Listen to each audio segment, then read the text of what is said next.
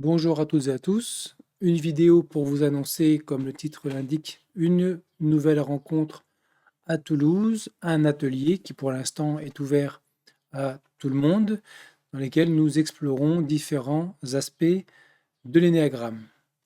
Cette rencontre aura lieu le dimanche 9 juin à Toulouse, dans le quartier Croix-Daurade. Je vous montre l'affiche. Donc, Croix-Daurade, dimanche 9 juin avec moi. Le thème, l'énéagramme et les passions de l'âme. Qu'est-ce qu'on appelle les passions de l'âme? Eh bien, voici le verso de la fiche.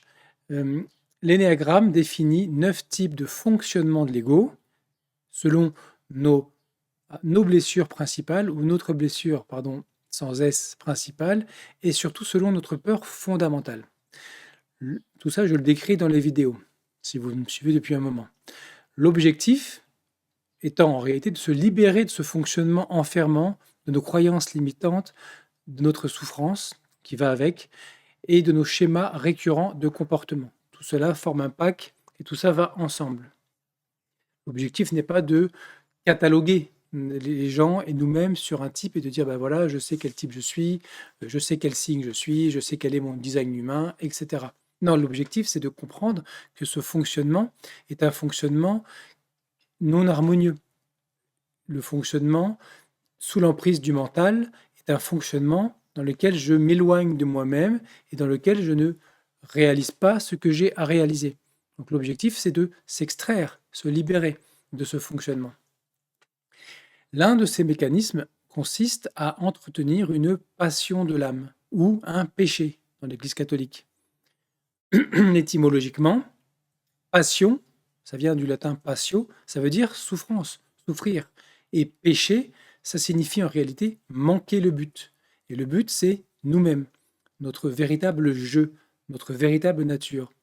Et la passion, ça je l'explique à longueur de vidéo, n'est que l'inversion de la vertu que nous sommes venus incarner. Tout ce qui existe dans ma personnalité n'est qu'une projection, et souvent une projection inversée, comme l'image de moi dans mon miroir, de ce que je suis venu incarner. Des aspects de mon essence, des vertus de mon essence et des modes de perception de la réalité depuis mon essence. Une perception directe, une perception objective. Et donc la vertu de l'âme, que je suis venu principalement incarner, je suis venu pour incarner toutes les vertus, mais peut-être que je suis venu incarner, matérialiser, manifester une vertu plus qu'une autre, une vertu particulière. 9 vertus qui, en se projetant dans la personnalité sous l'emprise d'un ego, ça je vous renvoie à la vidéo que je vais mettre en ligne, elle est peut-être encore privée, mais elle sera bientôt disponible, sur ce qu'est l'ego. Donc sous l'emprise de cet ego, la vertu devient une passion. Par exemple, la vertu de l'humilité devient la passion de l'orgueil, la vertu de la sérénité devient la passion de la colère, la vertu de l'action essentielle pour soi et action qui émane de l'essence devient la paresse, notamment la paresse de l'âme, le manque de soin à notre âme, qu'on appelle ascédie dans la tradition orthodoxe, qui est devenue une forme de tristesse, mais qui à l'origine était un manque de soin à son âme. La vertu de l'innocence devient la passion de la luxure, la vertu de la sobriété devient la gloutonnerie, la vertu de courage devient la passion de la peur, la vertu du non-attachement devient l'avarice et le détachement compulsif ou l'attachement, ça va ensemble. La vertu d'équanimité devient la passion de l'envie. Et enfin, la vertu de véracité devient la passion du mensonge. Donc là, j'ai dressé les 9 vertus qui se projettent et s'inversent dans les 9 passions de l'âme, qui ont été très bien mises à jour par les pères du désert dans la tradition chrétienne, et qu'on retrouve dans la tradition orthodoxe et sous la forme des 7 péchés capitaux dans l'Église catholique. Quel est le problème de ces passions, de ces péchés? Il n'y a pas de notion morale derrière. Il y a une compréhension de la psyché humaine. Derrière les pères du désert, ils avaient bien compris que ces passions, c'était ce qui m'empêchait, ce qui me faisait manquer le but, ce qui m'empêchait de revenir vers Dieu en termes religieux, donc vers nous-mêmes, vers notre propre divinité intérieure, vers notre être réel. Quelque part, la passion est un symptôme et c'est un élément, un schéma de comportement qui me maintient dans l'identification à une structure personnelle que j'ai créée et pour laquelle je me prends, mais que je ne suis pas. L'ego usurpateur, disent les soufis, le moi usurpateur. Donc ces passions sont au nombre de 9 et elles entretiennent nos schémas et surtout notre souffrance. La souffrance est une création du mental. La souffrance n'a pas d'existence propre. Elle n'a d'existence que parce que je la crée. Et notamment, je la crée par un refus de la réalité telle que je l'aperçois et par des projections et des interprétations constantes des attentes quant à la réalité. Donc se libérer de ces attentes, c'est se libérer de la souffrance. Et nous allons explorer par un travail en groupe et en binôme ces différentes passions et voir comment elles nous conditionnent et voir comment s'en libérer. Parce qu'en réalité, le- la question n'est pas de connaître les passions, la question n'est pas de savoir. Aujourd'hui, on sait énormément de choses grâce au développement de la psychologie, à toutes les études qui sont faites sur la psyché humaine, grâce au développement d'Internet.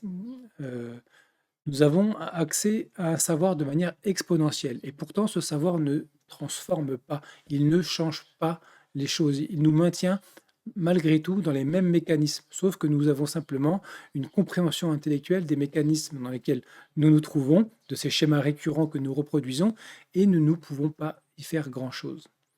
Cela s'explique parce que, on explique dans la quatrième voie, que le savoir ne transforme pas. Il est nécessaire d'avoir un équilibre entre savoir et être. Alors, de cet équilibre peut émerger une vraie compréhension et une vraie transformation.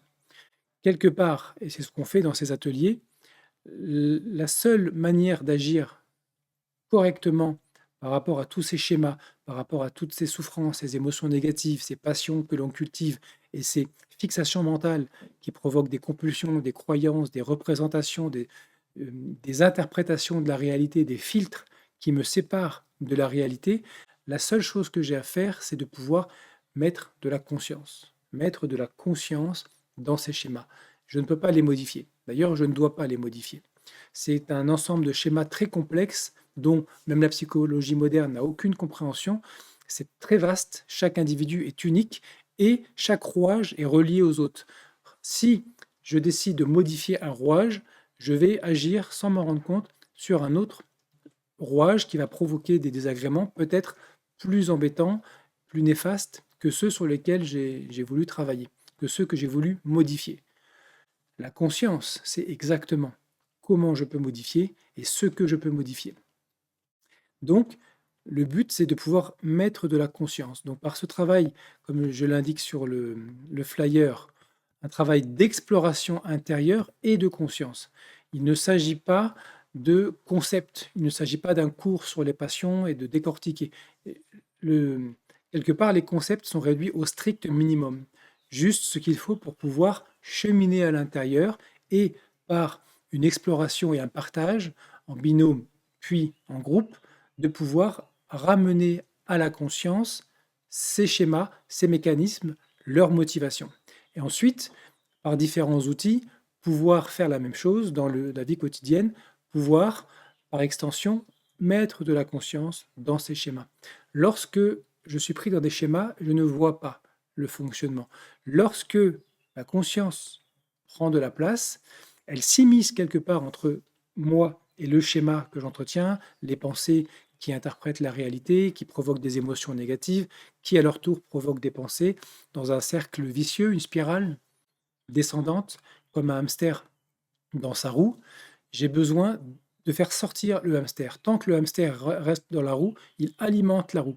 Tant que je nourris ces schémas et que je ne vois pas ce fonctionnement, je leur accorde mon attention qui s'identifie et je leur accorde donc mon énergie. L'énergie suit l'attention et j'alimente ces schémas. Mais en insérant un grain de sable dans la machine, la conscience, alors quelque chose peut émerger. C'est l'exemple de la perle produite par une huître. L'huître ne produit pas de perles. Quelles sont les huîtres qui produisent des perles?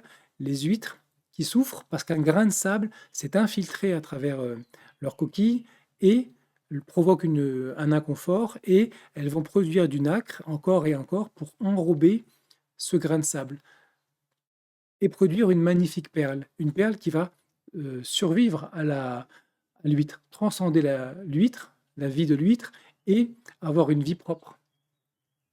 Mais quelque part, c'est un peu la même chose. J'ai besoin de mettre un grain de sable dans la machine, et ce grain de sable, c'est la conscience.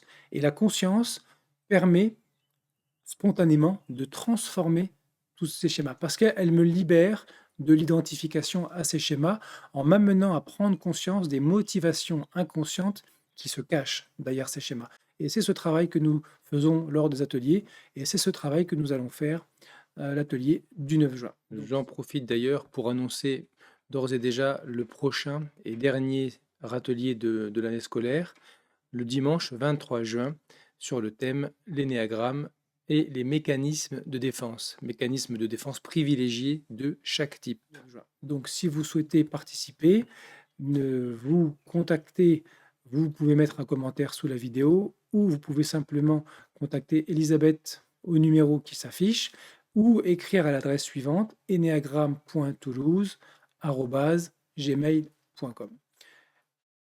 Je vous souhaite une bonne fin de soirée.